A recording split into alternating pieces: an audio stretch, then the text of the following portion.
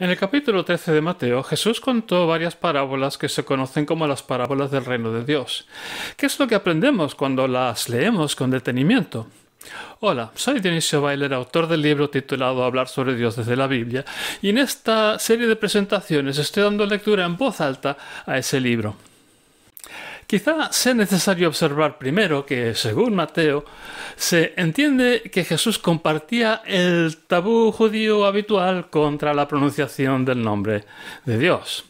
De ahí que en este Evangelio el reino es de los cielos y no de Dios, aunque con idéntico significado. De hecho, se comete un error fundamental si se entiende que el lugar donde se hace eficaz este reinado es el cielo y no la tierra. El Evangelio anunciado por Jesús es que este reinado se ha acercado a la tierra. Leamos ahora Mateo 13, observando especialmente la naturaleza y las características del reinado de Dios según se desprende de estas parábolas. Dice así: ese mismo día salió Jesús de la casa y se sentó a la orilla del mar. Entonces acudió a él muchísima gente, tantos que él se sienta en una barca y el gentío aguarda en la playa. Y les contó muchas cosas con ejemplos. Mira, salió un sembrador a sembrar, y al sembrar él, cayó junto al camino, y vinieron los pájaros y se lo comieron. Y algo cayó donde había piedra viva, a poca profundidad. Germinó bien, pero como no tenía profundidad, se quemó en cuanto apretó el sol. Se secó por carecer de raíces. Y algo cayó donde había zarzas. Las zarzas también crecían y lo ahogaron. Y algo cayó sobre tierra buena, donde dio fruto, multiplicándose por 100, por 60 o por 30, según el caso. Quien tiene oídos, que oiga. Y se acercaron los discípulos. Pero, ¿por qué les pones estos ejemplos?, dijeron. Porque a vosotros se os concede conocer los secretos del reino de los cielos, les contestó, pero a esos no. Por cuanto a quien ya tiene se le dará más abundantemente, pero a quien no tiene se le quitará hasta lo que tiene. Esa es la razón de que les ponga ejemplos. Que aunque ven, no ven, y aunque oyen, no oyen ni se enteran.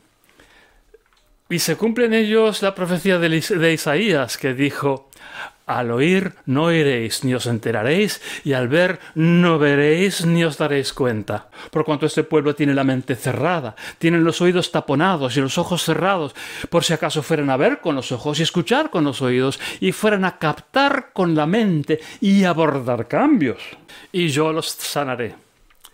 Pero en cuanto a vosotros, felices los ojos porque ven, y vuestros oídos por cuanto oyen. Porque os digo, amén, que muchos profetas y justos quisieron ver y escuchar lo que veis y escucháis vosotros, y ni vieron ni escucharon. Escuchad vosotros entonces el ejemplo del sembrador. Toda persona que oye el anuncio del reino y no alcanza a entender, viene la maldad y se lleva lo que tenía sembrado en la mente. Eso es lo que se sembró junto al camino. Y lo que se sembró sobre piedra es la persona que escucha el anuncio y lo recibe alegremente de inmediato, pero no arraiga en su interior porque es inconstante. Llega entonces el sufrimiento o la oposición por causa del anuncio y de inmediato tropieza. Y lo que se sembró entre las zarzas es la persona que escucha el anuncio, pero las preocupaciones de estos tiempos y la tentación de la riqueza acaban por ahogar el anuncio y no da fruto. Y lo que se sembró en tierra buena es la persona que escucha y comprende el anuncio. Tal persona lleva fruto y se multiplica por 100, por 60 o por 30, según el caso. Les puso otro ejemplo. El reino de los cielos se parece a un hombre que sembró semilla buena en su campo. Cuando la gente duerme, vino su enemigo y sembró también cizaña por entre el trigo y se marchó. Al germinar la hierba y echar espigas, apareció también la cizaña. Se acercaron entonces los esclavos de aquel señor y le dijeron: «Amo, ¿acaso no sembró usted semilla buena en su campo? ¿Cómo es que tiene cizaña?» Y les dijo: «Algún enemigo me ha hecho esto». Entonces los esclavos le preguntan: «¿Quiere que salgamos a recogerla?». Pero él les contesta no, por cuanto al recoger la cizaña arrancaríais también el trigo. Dejad que ambas plantas maduren hasta la siega. A su debido tiempo daré instrucciones a los segadores que empiecen por la cizaña y la aparten en montones para prenderle fuego, mientras el trigo se guarda en mi granero. Les puso otro ejemplo. El reino de los cielos se parece a un grano de mostaza que sembró una vez un hombre en su campo. Es esta, la más pequeña de las semillas, pero al crecer es la más grande de las verduras y se hace un árbol, de tal suerte que vienen los pájaros del cielo y anidan entre sus ramas. Les puso otro ejemplo. El reino de los cielos se parece a la levadura que tomó cierta vez una mujer y la escondió en 3 sacos de harina hasta que se le leudó entera. Todo esto decía Jesús poniendo ejemplos al gentío, y no les decía nada sin poner ejemplos para que se cumpliera lo dicho por medio del profeta. Abriré mi boca con ejemplos, contaré cosas escondidas desde que se cimentó el mundo. Entonces despidió al gentío y entró a la casa. Se le acercaron los discípulos. «Explícanos el ejemplo de la cizaña del campo», dijeron. «El que sembró la buena semilla es el Hijo del Hombre», respondió. «Y el campo es el mundo. Y la buena semilla son los hijos del reino, mientras que la cizaña son los hijos del malo. Y el enemigo que la siembra es el acusica. Y la siega es la culminación de las edades, mientras que los segadores son emisarios». Entonces, igual que se aparta la cizaña y se le prende fuego, así sucederá en la culminación de las edades. El Hijo del Hombre mandará a sus emisarios y ellos apartarán de su reino todo lo que hace tropezar y a los que cometen delitos y los echarán en el horno en llamas. Allí habrá chillidos y rechinar de dientes. Entonces los justos en el reino de su Padre alumbrarán como el sol. Quien tiene oídos, que oiga. El reino de los cielos se parece al tesoro escondido que hubo una vez en el campo. Un hombre lo encontró y lo volvió a esconder. Está tan contento que va y vende todo lo que tiene y compra ese campo. Otra vez, el reino de los cielos se parece a un comerciante que buscaba perlas valiosas. Un día encontró una perla absolutamente extraordinaria. Fue y vendió todo lo que tenía y se la compró. Otra vez, el reino de los cielos se parece a una red de pesca que se echa por la borda y caen en ella todas las especies del mar. Cuando se llena, la arrastran hasta la playa, se sientan y recogen en cajas el pescado bueno, tirando aparte al que está deteriorado. Así será en la culminación de las edades. Vendrán los emisarios y apartarán de los justos a los defectuosos y los echarán al horno de llamas. Allí habrá chillidos y rechinar de dientes. ¿Entendéis lo que os estoy diciendo? Sí, respondieron. Por eso añadió, todo escriba bien instruido en lo tocante al reino de los cielos se parece a cierto propietario que va y tira lo que hay de nuevo de su tesoro a la vez que lo viejo. Sucedió que al acabar Jesús estos ejemplos partió de allí. Llegó a su tierra y se puso a enseñarles en sus sinagogas de tal suerte que se quedaron estupefactos. ¿De dónde ha sacado esa sabiduría y estas hazañas?, decían. ¿No es este el hijo del carpintero? ¿No se llama su madre María y sus hermanos Jacobo y José y Simón y Judas? ¿Acaso no viven todas sus hermanas entre nosotros? Entonces, ¿de dónde saca estas ideas? Y no lo podían superar. Pero Jesús les dijo: no hay profeta sin reconocimiento, menos en su propia tierra y entre los de su propia casa. Y fue incapaz de realizar muchas hazañas allí por la deslealtad de ellos. Sabemos que los evangelios se escribieron varias décadas después de los hechos y que siendo, según Mateo, según Marcos, etc., son declaradamente interpretaciones personales del hecho de Jesús y el significado de su obra y enseñanza y muerte y resurrección. Se escribieron después que las cartas de los apóstoles y al distar más en el tiempo con respecto a los hechos narrados reflejan forzosamente un proceso mayor de reflexión e interpretación de los hechos. Pero Mateo, aunque volcó en lo que escribió su propia visión de las cosas, intentó ser respetuoso y consecuente con las tradiciones que había recibido. Es así como nos ofrece dos interpretaciones diferentes de la razón por qué Jesús enseñó sobre el reino de Dios en parábolas, no atreviéndose a descartar ni la una ni la otra por temor a que alguna idea auténtica de Jesús pudiera caer en el olvido. Al empezar este capítulo 13, Mateo quiere enfatizar el tema de la dificultad que tuvieron los discípulos para entender de qué iba Jesús. Ya hemos visto que incluso después de la resurrección, seguían imaginando que Jesús pensaba restaurar el reino a Israel en lugar de inaugurar el reinado de Dios como iniciativa nueva en la historia humana. La torpeza de los discípulos por la que se ven obligados a pedirle a Jesús que les explique las parábolas sirve en bandeja a Mateo la oportunidad de ofrecer, para las dos alegorías iniciales del capítulo, sendas interpretaciones detalladas. De ahí que en estos versículos se entiende que las parábolas imparten conocimiento esotérico, escondido, imposible de adivinar si se escucha sin la necesaria interpretación. Sin embargo, más adelante, en el mismo capítulo, Mateo nos da otra explicación mucho más verosímil de la razón por la que Jesús enseñaba con parábolas. La propia naturaleza de las parábolas es que invitan a la reflexión y el entendimiento. Su naturaleza y su propósito es revelar lo oculto, poner al alcance de todos, incluso los más sencillos y rústicos, el conocimiento.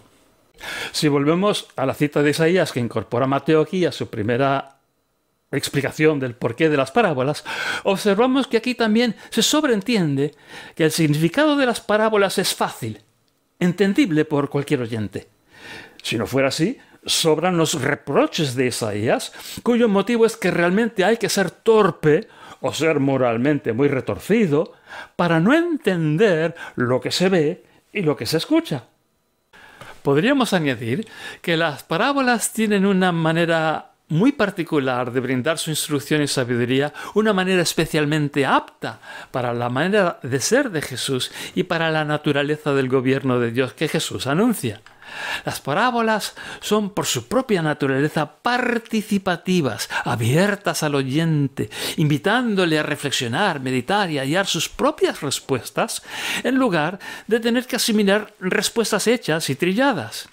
Quien cuenta una parábola abre una ventana por la que cada oyente es libre de descubrir el paisaje a su propia manera, personal y única. Este hecho en sí es, quizá, uno de los rasgos más esenciales que podemos descubrir con respecto al reinado de Dios que anuncia Jesús. Es un rasgo sorprendente, inesperado, que brinda libertad y que nos obliga a la tolerancia de lo que otros alegan descubrir. Las parábolas y el gobierno de Dios que las parábolas anuncian nos ofrecen un mundo abierto, libre y lleno de diversidad, donde no todos opinaremos igual y donde ha quedado desterrado el pensamiento único. La Iglesia se apresuró a cerrar esta puerta que había abierto Jesús, asegurándose de que solo los obispos, el clero, el magisterio o los pastores debidamente instruidos en sana doctrina pudieran interpretar las verdades del reino de Dios. Seguramente es cierto que no sería aceptable que las opiniones de todos indistintamente pudieran tener el mismo peso en el pensamiento cristiano. Sin embargo, hay que reconocer también las virtudes de la libre interpretación que ofrece Jesús mediante sus parábolas. ¿Qué es lo que perdemos si estamos todos obligados a pensar y opinar lo mismo? Ya sabes, por la propia forma de discurrir este libro, que me parece importante que cada persona que habla sobre Dios desde la Biblia puede desarrollar plenamente sus propias ideas sin tener que conformarse a la opinión supuestamente superior de un servidor al redactar esta guía. Con todo, comparto ahora, para lo que valgan, las siguientes observaciones adicionales sobre las parábolas del reino en Mateo, capítulo 13. Las parábolas del reino plantean un momento de decisión de crisis y de juicio donde no hay posibilidad de neutralidad o indefinición. Si se siembra, es para recoger. El anuncio de Jesús compromete, obliga a responder. No hay posibilidad de no responder. No responder ya es responder negativamente. El reino de Dios tiene un enemigo que arrebata la simiente sembrada, que siembra cizaña, que estorba y se opone activamente. Los que no aceptan voluntariamente el reinado de Dios son piedra de tropiezo para ese reinado. Su conducta no es neutral, sino que constituye iniquidad, y su destino es ser echados al horno de fuego, donde experimentarán el llanto y el crujir de dientes. Por cierto, tal desenlace sería claramente un castigo, y es algo que hay que procurar por todos los medios evitar. Pero donde son posibles el llanto y el crujir de dientes, no es descabellado imaginar que exista también la posibilidad del arrepentimiento y el cambio de opinión. Sin embargo, el énfasis de estas parábolas no es ese, sino el de la urgencia de decidirse ahora, ya, y que esa decisión sea favorable al reinado de Dios. Las parábolas del reino plantean un factor sorpresa, donde los expertos religiosos se pueden estar equivocando y donde los pecadores pueden resultar haber sido a veces más puros de corazón. Las parábolas del reino no ofrecen mera teoría, sino que explican el asombroso poder de los milagros de Jesús. Al final de este capítulo que hemos leído, Mateo indica que además de enseñar, Jesús estaba haciendo muchos milagros.